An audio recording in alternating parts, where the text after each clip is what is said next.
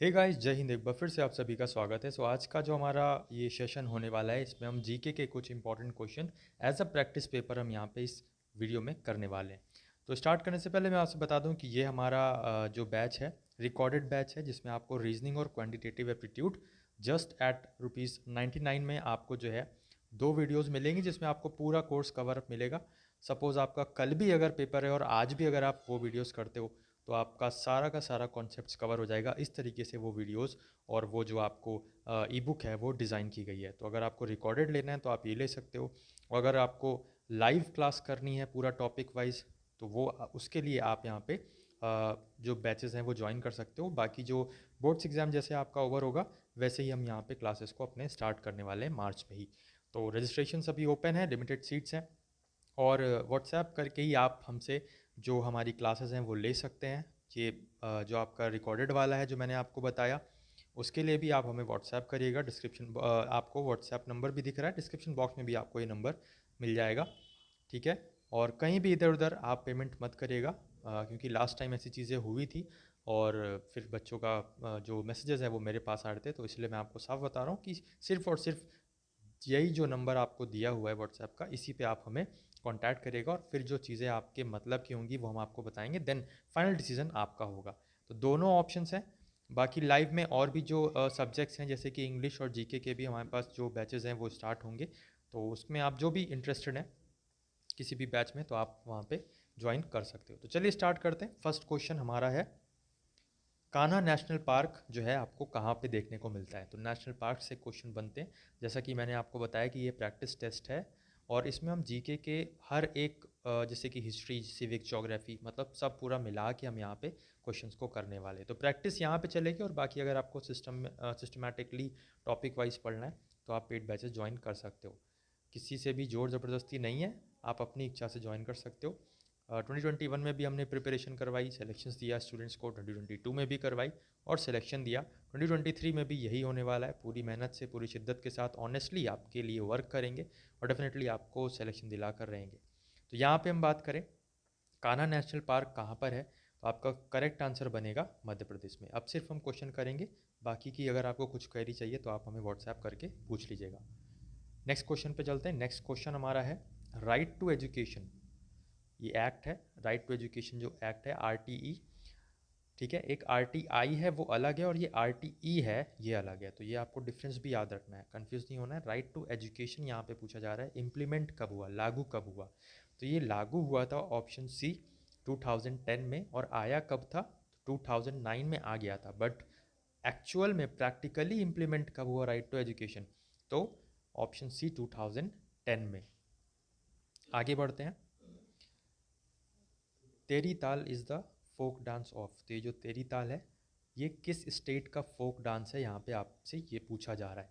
और लैंग्वेज में I hope so कि आपको कुछ भी डिफ़िकल्टी नहीं होनी चाहिए, क्योंकि कुछ ऐसी ब्रिटिश इंग्लिश में आपको नहीं पढ़ा रहा हूँ हार्ड एंड टफ जिसको आप समझ ना पाओ, और जो बोल रहा हूँ वो हिंदी में ही बोल रहा हूँ। तो आई थिंक कि दोनों ही मीडियम्स के स्टूडेंट को बहुत ही अप्रोप्रिएटली यहाँ पे समझ में आ रहा होगा। बाकी कुछ भी अगर दिक्कत है तो आप हमें कमेंट बॉक्स में कमेंट करके ज़रूर बताइएगा। तो यहाँ पे तेरी ताल पूछ रहा है किस स्टेट का फोक डांस है? राजस्थान का है ये फोक डांस। ध्यान रखना है आपको, फोक डांस से भी क्वेश्चंस देखने को मिलते हैं। नेक्स्ट क्वेश्चन आपसे पूछ रहा है, दादा साहेब फाल्के अवार्ड जो होता है ये किस फील्ड में दिया जाता है? म्यूज़िक में, सिनेमा में, टीवी में, या फिर ड्रामा में? तो अगर हम दादा साहेब फाल्के अवार्ड की बात करें, ऑप्शन बी सिनेमा, आपको याद रखना है सिनेमा के क्षेत्र में, सिनेमा की फील्ड में दादा साहेब फाल्के अवार्ड दिया जाता है।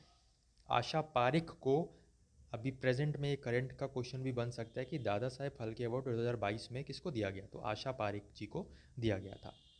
आगे बढ़ते हैं।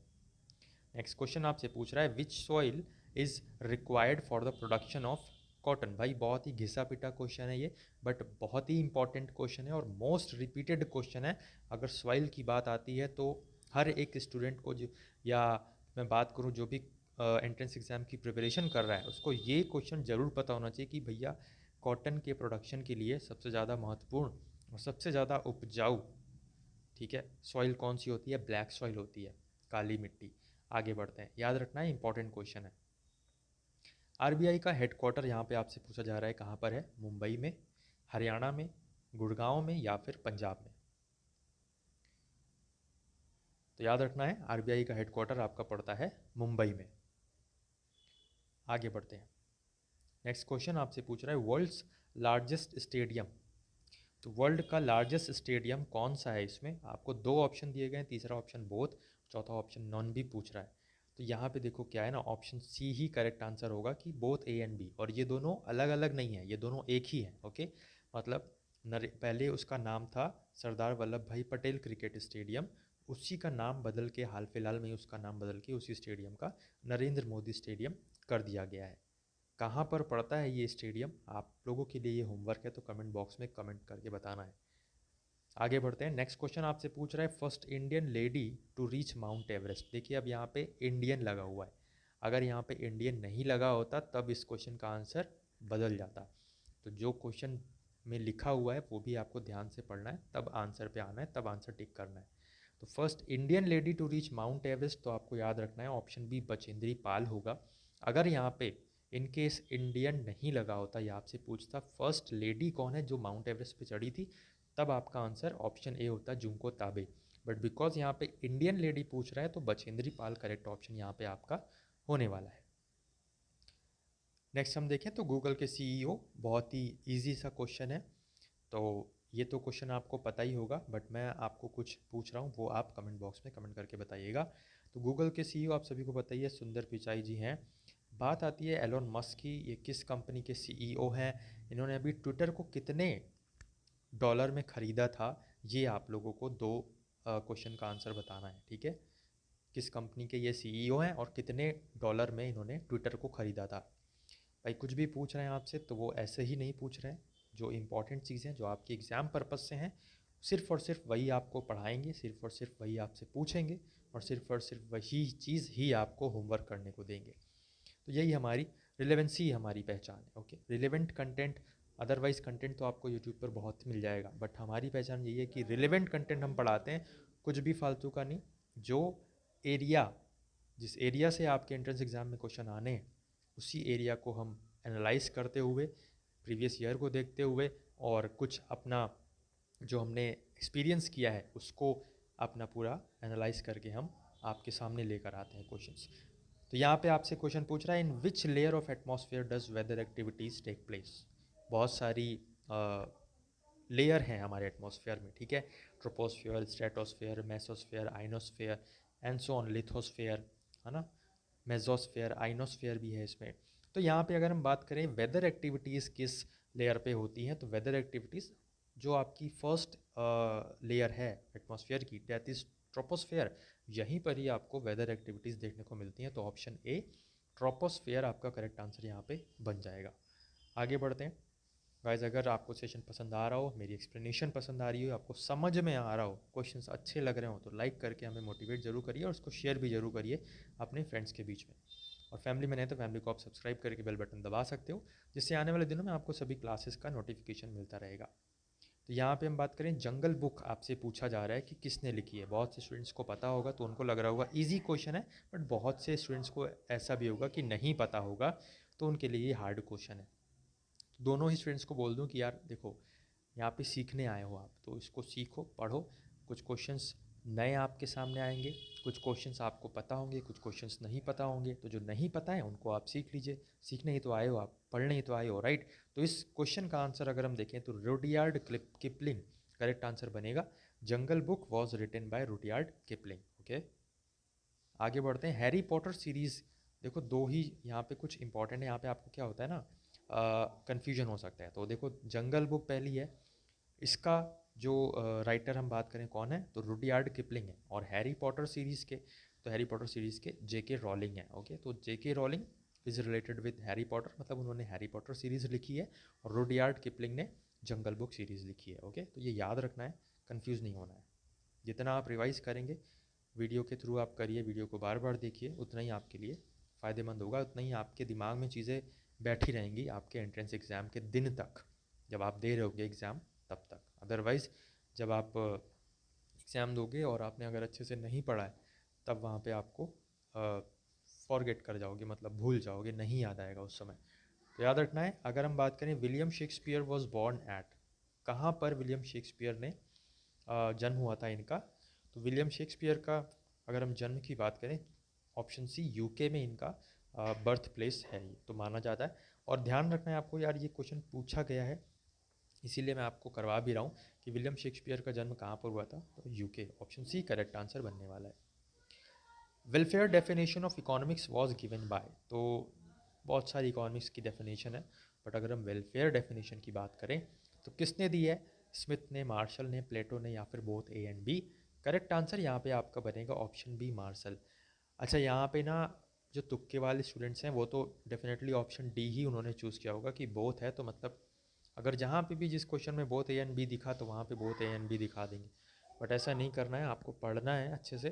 तब अगर आपको लग रहा है कि हाँ, अगर आप श्योर हो तभी आपको आंसर टिक करना है, अदरवाइज नेगेटिव मार्किंग भी है जिसका खामियाजा आपको भुगतना पड़ सकता है, आपके सही क्वेश्चंस में से नंबर काटे जाएंगे वो, तो थोड़ा सा संभल कर चलना है। तो जो नहीं आ रहा है क्वेश्चन उसको छोड़ देना है, कोई दिक्कत नहीं है, बट जो आ रहा है उसको थोड़ा सा ध्यान से समझ कर ही आपको करना है, तुक्का नहीं मारना है। इस क्वेश्चन का फिलहाल यहाँ पे आंसर मार्शल होगा, मार्शल ने ही वेलफेयर डेफिनेशन ऑफ इकोनॉमिक्स को बताया है। आगे बढ़ते हैं, तो बैटल ऑफ बक्सर पूछ रहा है। देखो यहाँ पे दो बैटल हैं, एक है बैटल ऑफ बक्सर एंड दूसरा है बैटल ऑफ प्लेसे। ठीक है, तो ये दोनों ही बैटल आपको रटे होने चाहिए, क्योंकि यार इसमें डेट्स में तो क्या है ना कि आपको रटना ही पड़ेगा, और वो कैसे रटेंगे, जब आप क्वेश्चंस को बार बार अटेंड करोगे, रिवीजन करोगे, that's the only way to read और to remind everything, to remind the dates. Okay, क्योंकि बहुत सारे स्टूडेंट्स के ऐसे कमेंट्स आते हैं, ऐसे पर्सनल मैसेज आते हैं कि सर मेरे को डेट्स तो नहीं याद आ रही हैं, बाकी तो सब चीज़ें ठीक हैं। तो डेट्स का भी रिवाइज़ करने का आप टाइम बनाइए, जितना आप रिवाइज़ करोगे उतना ही आपको डेट्स जो है वो रिमाइंड रहेंगी। Okay, the only way to remind. So यहाँ पे अगर हम बैटल ऑफ बक्सर की बात करें तो 1764 में हुआ था, और 1757 जो मैंने अभी बात करी आपसे बैटल ऑफ प्लेस है। ओके, तो ये दोनों ही बैटल जो है वो आपको याद रखना है। इस क्वेश्चन का आंसर आपका 1764 बन जाएगा। नेक्स्ट हम देखें, अर्थ की वॉल्यूम आपसे पूछ रहा है। ये आपको जो है ना ये याद रखना है, डेटा वाला क्वेश्चन भी आ सकता है। तो अर्थ की वॉल्यूम कितनी होती है, ऑप्शन बी आपको याद रखना है 1.083 इंटू 10⁻⁻12 किलोमीटर क्यूब। तो 1.083 इंटू 10⁻12 किलोमीटर क्यूब। अर्थ की वॉल्यूम कितनी, 1.083 इंटू 12 किलोमीटर क्यूब। ठीक है, पृथ्वी की वॉल्यूम कितनी, 1.083 इंटू 10⁻12 किलोमीटर क्यूब। आगे बढ़ते हैं, फर्स्ट ट्रेन अगर पूछे आपसे कब चलाई गई, तो याद रखना है 1853 में। कहाँ से कहाँ तक, तो बॉम्बे से थाने तक। ठीक है, दोनों ही क्वेश्चन बनते हैं कि फर्स्ट ट्रेन ऑफ इंडिया कब रन करी गई, तो 1853 में, और किस स्टेट के बीच में, या किन दो डिस्ट्रिक्ट या स्टेट के बीच में, तो बॉम्बे से थाने के बीच में। ठीक है, और उस समय लॉर्ड डलहौजी के टाइम पर ये सब चीज़ें जो है इनका डेवलपमेंट हो रहा था, रेलवे का डेवलपमेंट, टेलीफोन लाइंस का डेवलपमेंट, तो लॉर्ड डलहौजी का भी नाम आपको यहाँ पे याद रखना है।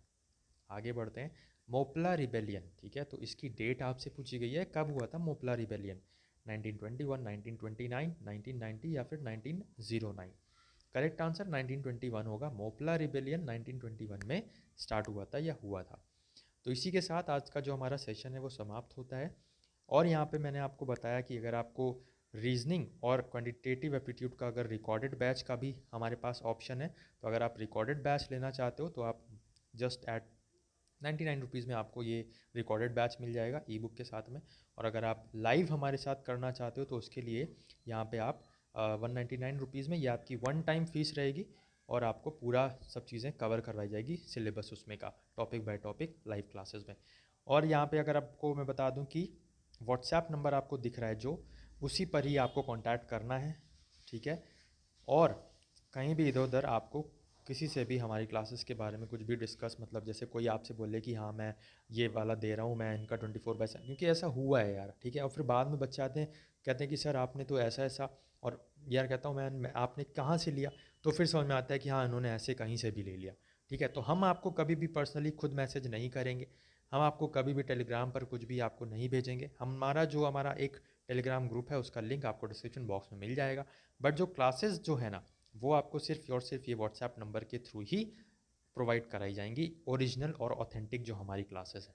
बाकी आप देख लीजिए आपको कैसे करना है, क्या करना है, लेकिन कुछ भी गाइडेंस चाहिए, कुछ भी डाउट वगैरह है तो आप हमें कांटेक्ट कर सकते हो, इस नंबर पे पूछ सकते हो। पहले आप हमारी राय जान सकते हो कि क्या चीज़ आपको करना चाहिए, कैसे करना चाहिए, और फिर आगे बढ़ सकते हो। कुछ भी अगर कोर्स के बारे में जानना है, सिलेबस के बारे में जानना है कि आप एलएलबी की तैयारी कर रहे हो तो आपको कौन कौन से सब्जेक्ट्स पढ़ने चाहिए, है ना, क्या सिलेबस रहता है, वो भी आप अगर पूछना चाहते हो तो डेफिनेटली यू कैन मैसेजेस।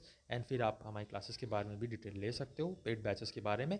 और ये जो लाइव बैचेस हैं ये आपका जो हमारा मार्च में है, मार्च में ही स्टार्ट होगा, क्योंकि मार्च में जो बोर्ड्स के एग्ज़ाम है वो एंड हो जाएंगे आई थिंक।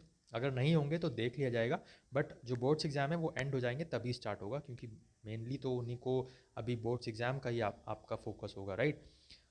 और ये जो रिकॉर्डेड बैच है इसके बारे में मैंने आपको बता दिया है। और ये जो मैं बता दूं कि भाई कंटेंट जो है ना वो आपका सभी जगह इम्प्लीमेंट कर जाएगा, चाहे आप सीयूटी के जनरल टेस्ट में बैठोगे वहाँ पे भी आपको ये कंटेंट फॉलो अप हो जाएगा। आप लखनऊ यूनिवर्सिटी में यहाँ पे अगर बैठोगे एंट्रेंस एग्ज़ाम का पेपर देने, वहाँ पे भी आपको ये लागू हो जाएगा। इलाहाबाद यूनिवर्सिटी नेशनल पीजी और आईटी गर्ल्स में भी ये आपको जो क्लासेस हैं वो यूज़फुल होने वाली हैं। इसीलिए मैंने यहाँ पे मेंशन भी कर रखा है कि तैयारी एक और टारगेट अनेक यहाँ पे आपको होने वाले हैं। तो चलिए इसी और उत्साह उमंग को आप बनाए रखिएगा।